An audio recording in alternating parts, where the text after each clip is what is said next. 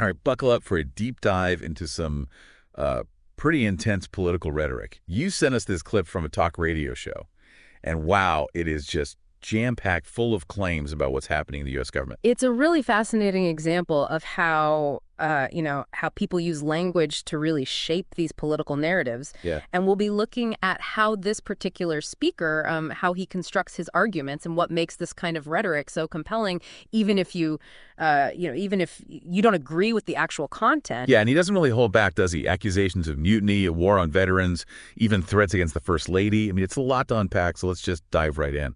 One of the most striking things to me is how often this speaker uses the word mutiny. Right. That's a really, it's a powerful word choice. I mean, think about what mutiny evokes. It's like a rebellion against authority, a betrayal of trust. And, historically, mutiny carries this, like, weight of chaos and potential disaster, like on a ship at sea.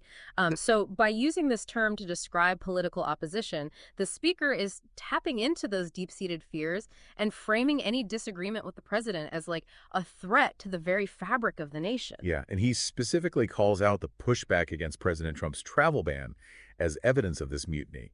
He's claiming that the federal judges who blocked it were part of this, like, coup conspiracy. And this is where it gets really interesting, right? Because it touches on the balance of power within our government. I mean, the judiciary is designed to be a check on the executive branch, making sure that the laws are constitutional. But by labeling judges who ruled against the travel ban as like rebels, the speaker undermines their authority and paints them as these enemies of the people. It seems like he's using this one incident with the travel ban to suggest a much broader pattern of, like, betrayal and resistance against President Trump. Exactly. He's taking a specific event and using it to support this much larger narrative about, like this idea of a deep state or a shadowy group working to undermine the president. This is a classic example of what's called the slippery slope fallacy. By suggesting that opposing one policy is the first step towards total chaos and a collapse of order, he's really trying to create a sense of urgency and fear among his listeners. It's interesting how he also brings veterans into this narrative.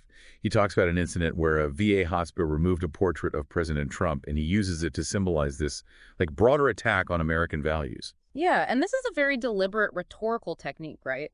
Veterans are often seen as these symbols of patriotism, sacrifice, and by suggesting that they are being disrespected, the speaker is tapping into this really powerful emotional chord. It's a way of associating President Trump with these positive values, like patriotism, and framing his opponents as being anti-veteran. He even suggests that Trump should personally march into these VA hospitals to ensure his portrait is displayed. That image of the president marching into the VA, I have to admit, it's pretty striking. Oh, yeah, it's meant to be. It plays into this idea of Trump as a man of action, a leader who's willing to fight for what's right, even if it means going against the establishment. It's a very effective way of appealing to his base and reinforcing their belief in him as this, strong leader. And he doesn't stop there, though, right? Yeah. He also goes after the media, accusing them of being complicit in this mutiny by inciting violence and censoring conservative voices. He even mentions a rapper who allegedly threatened the First Lady and claims that the media is praising him for it. This is a common theme in this type of rhetoric. The idea that the media is biased against a particular ideology and is actively working to silence dissenting voices.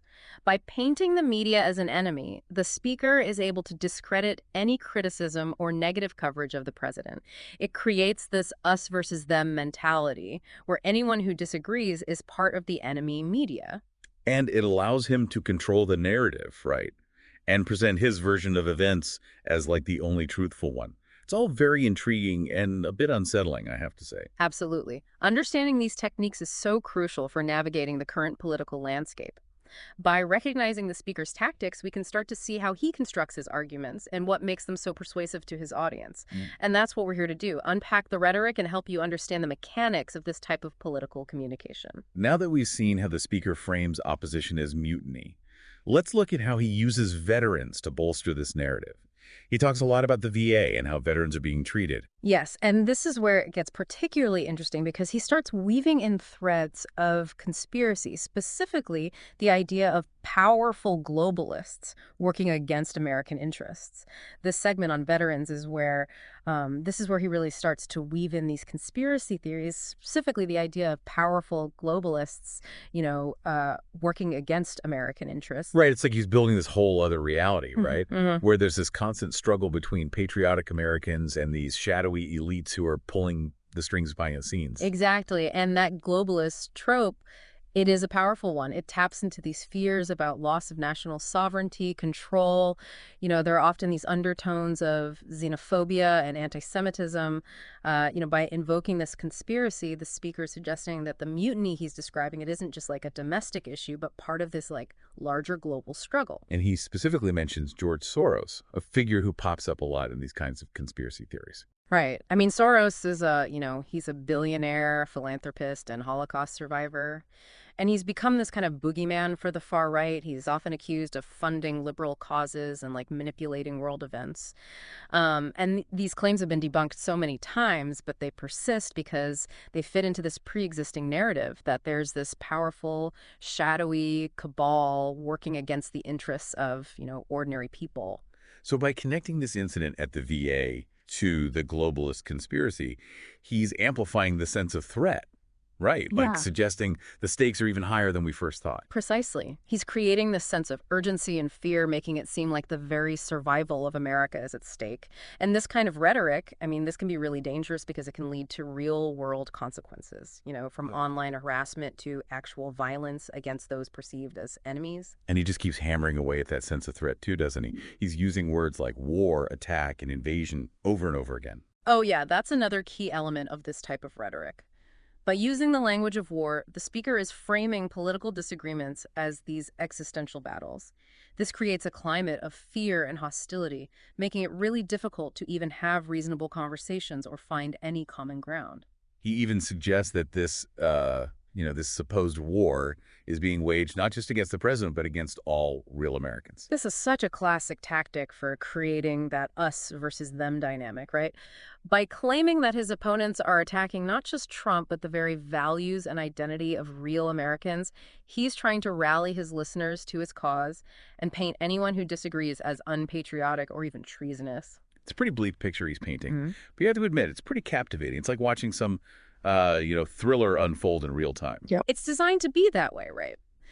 Conspiracy theories are, by their very nature, compelling stories. They offer these simple explanations for complex events, and they tap into our desire for meaning and order in this chaotic world. But it's so crucial to remember that these narratives, however alluring they are often based on misinformation, fear-mongering, and, outright lies. So how do we avoid getting swept up in these kinds of narratives? As listeners, how do we um, separate fact from fiction and engage in political discourse without falling into these traps? That's the million-dollar question, isn't it? And it's something we'll explore in a lot more detail in our next segment. It all starts with critical thinking, media literacy, and a healthy dose of skepticism. But before we jump into that, let's take a closer look at how the speaker uses, really emotionally charged language to further his agenda. So we've talked about how this speaker builds this narrative Mm. using these powerful images and conspiracy theories and language of war. But it's really, the way he uses emotion that I think makes his message stick.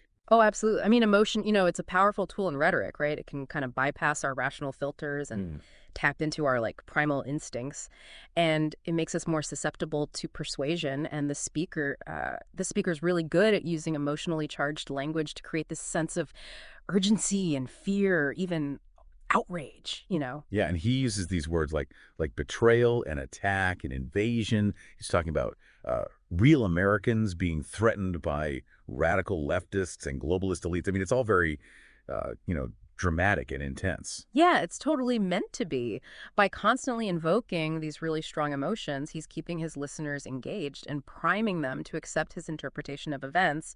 And this is like a classic example of, what psychologists call emotional reasoning, where our feelings kind of dictate our beliefs rather than the other way around. It's like he's short-circuiting our critical thinking, Yeah. right? By appealing directly to our emotions. Exactly. And it's important to be aware of this tactic because it can be So effective. I mean, when we're caught up in this wave of emotion, we're less likely to question the information we're being given or to consider alternative perspectives. So how do we protect ourselves from that kind of manipulation? Yeah. How do we become more discerning consumers of information and avoid getting, swept up in these emotionally charged narratives? Well, it starts with recognizing that emotion is a natural part of the human experience. We all have feelings. It's okay to feel them. The key is to be aware of how those feelings are being manipulated and to make sure that they're not, clouding our judgment. So it's not about suppressing our emotions, but about being mindful of them and how they might be, kind of influencing our thinking. Exactly. And that takes practice, right? One helpful technique is to just pause before reacting to something that triggers this strong emotional response. Take a few deep breaths, step back, and ask yourself, okay, what am I feeling? Why am I feeling this way? And is this feeling based on solid evidence? Or am I letting my emotions run away with me? Yeah, that's good advice. It's like hitting the pause button on our emotional autopilot and taking a moment to, assess the situation more objectively. Exactly. Another really important strategy is to diversify our sources of information.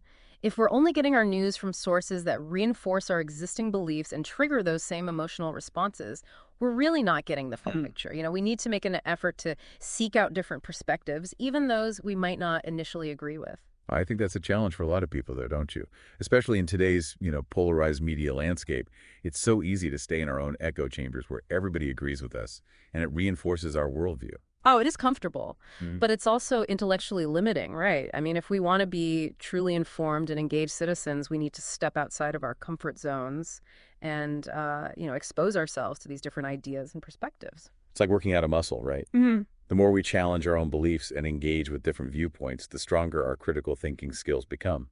That is a great analogy. And just like working out, it can be uncomfortable at first, but it gets easier over time, and the benefits are immense. By developing our critical thinking skills, we become more resilient to manipulation. We become more empathetic towards others, and we become better equipped to navigate the complexities of the world around us. This deep dive has been a real journey. We started with this fiery talk radio segment and ended up exploring the depths of rhetoric and psychology and media literacy. It's a reminder that political discourse is rarely straightforward. And understanding the tactics used to persuade us is just, it's so essential for being informed and engaged citizens. Absolutely. Remember that critical thinking is an ongoing process. Just keep questioning, keep learning, and keep seeking out those diverse perspectives. Yeah, And that's what the deep dive is all about, helping you navigate the complexities of information and, make sense of the world around you. well said. So keep those deep dives coming. Until next time.